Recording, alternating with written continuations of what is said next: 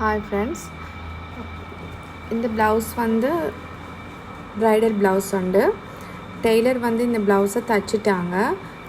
அதுக்கு பிறகு தான் ப்ரைடுக்கு இந்த கூரை சாரி ப்ளவுஸ்னால ஒர்க் பண்ணால் எப்படி இருக்கும் அப்படின்னு சொல்லி அவங்களுக்கு ஒர்க் பண்ணணும் அப்படின்னு சொல்லி கேட்டிருந்தாங்க. ஸோ டெய்லர் வந்து எனக்கு இந்த ப்ளவுஸை அட்டாச் பண்ணி தந்துருந்தாங்க பாப்லினில். இப்போ அந்த ப்ளவுஸை வந்து நான் எப்படி ஒர்க் பண்ணுறேன் அப்படின்றதுக்கான வீடியோ தான் இது. பார்க்கலாம்.